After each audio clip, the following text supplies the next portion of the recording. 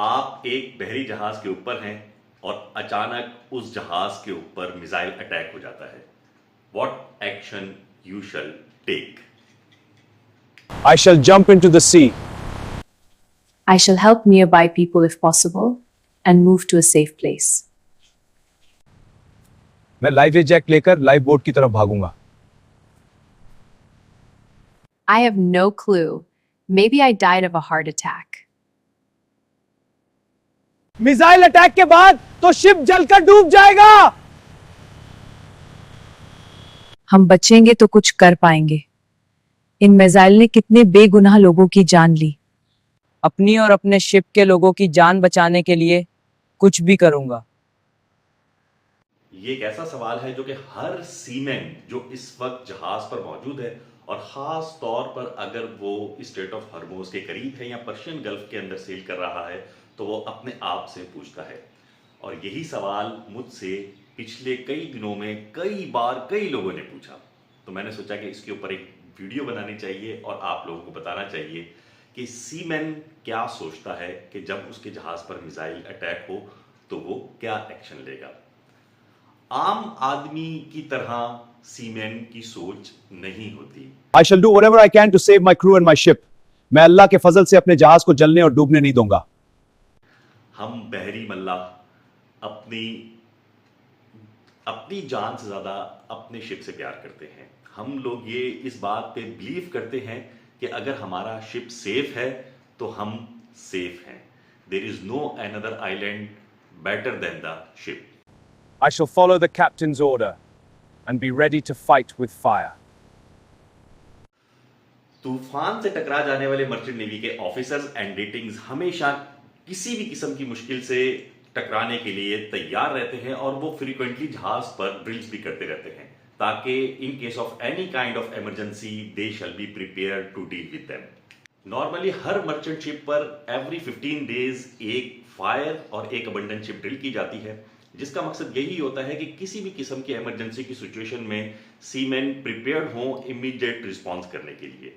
मगर आजकल जो पर्शियन गल्फ में सहूलत है कि मिसाइल्स डायरेक्ट आकर जहाज़ों को टकरा रहे हैं, प्रोजेक्टाइल्स टकरा रहे हैं, जिसके बाद एक ऐसी पैनिक सिचुएशन क्रिएट हो जाती है कि सीमैन्स बड़े कंफ्यूज हो जाते हैं। तो क्या करना चाहिए? सबसे पहले आपको अपने नर्व्स पर काबू रखना चाहिए। ऑफ कोर्स ये एक बहुत बड़ी इमरजेंसी है कि आपके जहाज से प्रोजेक्टाइल टकरा गया है, इसके क्या क्या कॉन्सिक्वेंसेस हो सकते हैं। आइए हम पहले इस पे बात करते हैं। नंबर 1, आपका शिप हल रप्चर हो गया है, इन ग्रेस ऑफ वाटर हो सकती है, आपका जहाज डूब सकता है, फायर हो सकती है।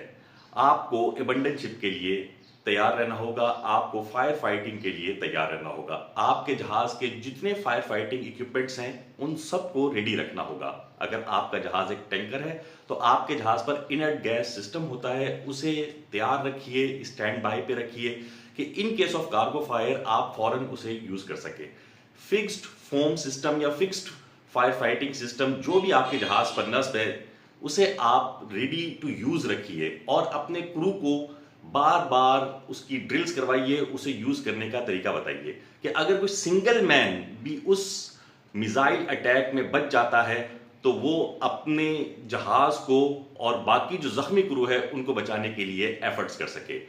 जहाज के हर फर्द को, हर अमले को लाइफ बोट, लाइफ राफ्ट और लाइफ सेविंग के जितने अप्लायंसेस हैं उसका प्रॉपर यूज आना चाहिए और प्रॉपर यूज के साथ एक इमीडिएट एक्शन और फ्रीक्वेंट रिस्पॉन्स, एक टाइम कैलकुलेशन के साथ ड्रिल्स करवानी चाहिए ताकि वो फौरी एक्शन लेके जहाज को अगर अबंडन करना पड़ता है तो वो फौरी एक्शन ले सके।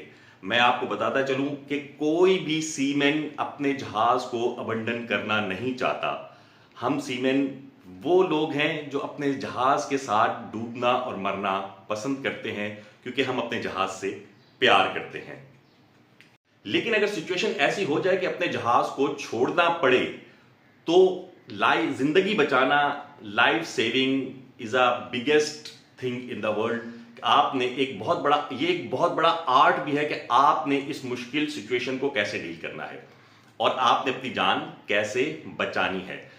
अगर किसी भी जहाज पर प्रोजेक्टाइल अटैक हुए हैं, मिसाइल्स अटैक हुए हैं, आप हिस्ट्री उठा के देख लें तो सीमेंस ने सबसे पहले वहां उसके नतीजे में लगने वाली फायर से फाइट की है।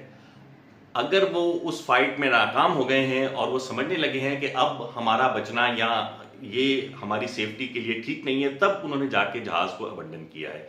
और अबंडन करने के बाद भी वो जहाज से दूर नहीं भागे हैं, वो उसके करीब ही दोबारा इसके रीफ्लोट का या किसी भी वजह से आग के बुझने का इंतजार करते रहे हैं। तो ये एक सीमेन करेज है जो कि पूरी दुनिया की मईशत को चला कर रखती है। अपने घर से हजारों मील दूर किसी भी जंग में शामिल ना होते हुए भी हालत जंग में होना, ये एक सीमेन ही जानता है और उससे मुकाबला करना एक सीमेन की ही करेज है। उम्मीद है आज की वीडियो आपको पसंद आई होगी। कमेंट सेक्शन में अपनी राय देना मत भूलिएगा। बहुत शुक्रिया।